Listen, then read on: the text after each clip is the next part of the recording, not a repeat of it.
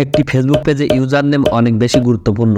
পেজটিকে প্রফেশনাল রূপ দিতে চাইলে আপনাকে অবশ্যই ফেসবুক পেজের ইউজার নেম সেট করতে হবে এবং পেজে যদি ইউজার নেম সেট করা থাকে তাহলে ইউজার নেম দিয়েই সার্চ দিলে আপনার পেজটিকে খুঁজে পাওয়া যাবে। এই ভিডিওতে আমি আপনাদেরকে দেখিয়ে দিব যে আপনারা আপনাদের ফেসবুক পেজে কিভাবে ইউজার নেম সেট করবেন। এজন্য ভিডিওটি সম্পূর্ণ কন্টিনিউ করবেন এবং আমাদের ইউটিউব চ্যানেলটি সাবস্ক্রাইব করে আমাদের ফেসবুক পেজে লাইক অথবা ফলো দিয়ে রাখবেন। সর্বপ্রথম আপনি চলে আসবেন আপনার ফোনে থাকা যে কোনো একটি ব্রাউজারে।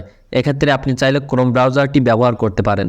তারপর এখান থেকে এই যে দেখতে পাচ্ছেন সার্চ অপশন, এই সার্চ অপশনে আপনারা এখান থেকে facebook.com লিখে এখান থেকে সার্চ করে দিবেন। তো facebook.com লিখে সার্চ করে দিলাম এবং এখান থেকে আপনি আপনার যে ফেসবুক পেজটিতে ইউজার নেম সেট করতে চাচ্ছেন সেই পেজটি যে আইডিতে ক্রিয়েট করা সেই আইডিটি এখানে লগ ইন করবেন। এখন আইডিটি লগ ইন করার পর এই যে দেখতে পাচ্ছেন একটি 3 ডট অপশন, আপনারা এখান থেকে এই 3 ডট এই অপশনে একটি ক্লিক করে দিবেন। তো এই 3 ডট অপশনে একটি ক্লিক করে দিলাম এবং এখান থেকে এই যে দেখতে পাচ্ছেন ডেস্কটপ সাইট বলে একটি অপশন আছে, আপনারা এখান থেকে এই অপশনটিতে টিক মার্ক করে দিবেন। তাহলে কিন্তু আমাদের যে ইন্টারফেসটি আছে সেটা কিন্তু কম্পিউটারের মতো হয়ে যাবে। এখন এখান থেকে আপনারা এই যে দেখতে পাচ্ছেন ম্যান আইকন, আপনারা এই অপশনে একটি ক্লিক করে দিবেন এবং এখান থেকে এই যে দেখতে পাচ্ছেন আপনাদের কিন্তু পেজের নামটি আপনাদের আইডির নিচে শো করবে। এখান থেকে আপনারা এই পেজের নামের উপরে একটি ক্লিক করে দিবেন, তাহলে কিন্তু আপনাদের পেজটি এখানে সুইচ হয়ে যাবে।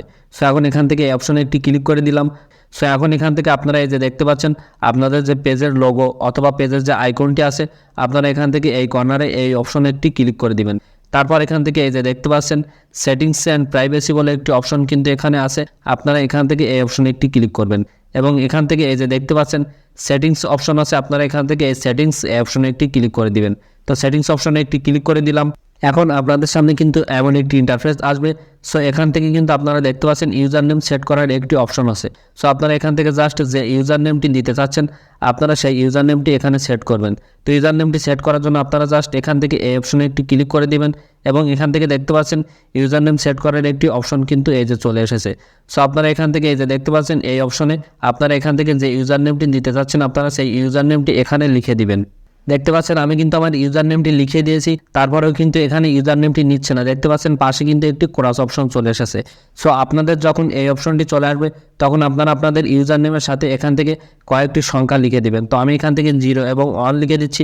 দেখতে পাচ্ছেন এখন কিন্তু ইউজার নেমটি সেট হয়েছে এবং পাশে কিন্তু একটি টিক মার্ক অপশন চলে এসেছে। এখন এখান থেকে আপনারা এই যে দেখতে পাচ্ছেন সেভ চেঞ্জ, আপনারা এখান থেকে এই সেভ চেঞ্জ এই অপশনে একটি ক্লিক করে দিবেন। তো এখন এখান থেকে সেভ চেঞ্জ এই অপশনে একটি ক্লিক করে দিলাম, তাহলে কিন্তু আমাদের ইউজার নেমটি সেট হয়ে যাবে।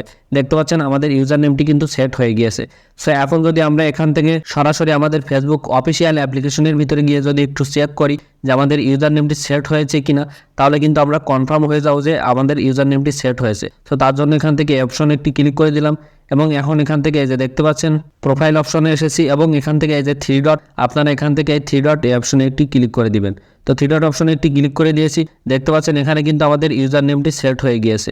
তো আপনারা আশা করি বুঝতে পেরেছেন যে কীভাবে ইউজার নেমটি সেট করবেন।